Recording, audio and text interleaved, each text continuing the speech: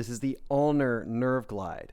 Now there's two ways of doing this. You can do it the way I'm doing it, where I'm holding my hand steady and I'm just turning my head. That's more like a nerve stretch and then a release. And we're creating a glide by just pulling a little bit of a nerve stretch and then releasing it. Or I can do a true nerve glide by moving my head and my hand in synchronous motions here, so that I'm slacking one end and pulling the other taut back and forth, so the nerve truly kind of glides back and forth from each end. Let's go over the details of both. So what you're going to do is put your forearm on the wall, hand flat against the wall.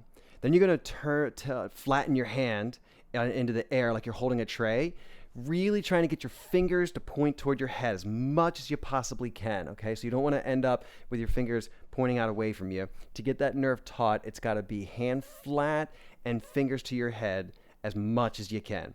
Notice my shoulders are just kind of relaxed back and down in this good posture here. I'm not squeezing tight, but I'm just relaxing, good posture.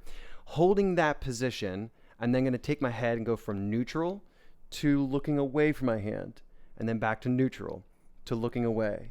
And you just repeat that for however many sets or how many reps in your set, and then you can switch sides and complete for how many sets you need to. You can advance this even further by pulling your forearm off the wall, again keeping the fingertips towards your head and bending that elbow and holding that. That makes the nerve even more taut, and you just repeat the same motion with your head.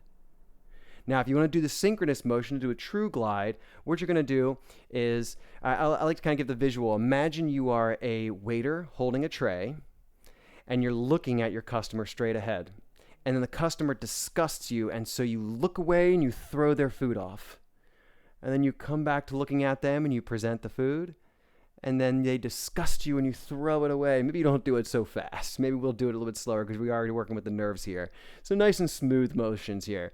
But you look face forward, you hold the tray, and then you look away. Again, you can advance it the same way by bending the elbow and bringing your hand closer to your head. But again, fingertips toward your head. Try not to go so far that you let your hands face away from your head.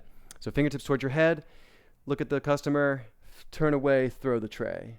And somehow the food just keeps magically appearing every time you look at the customer again. That's fine. Just a nice visual there. You repeat that however many times in your set, and these are ulnar nerve glides.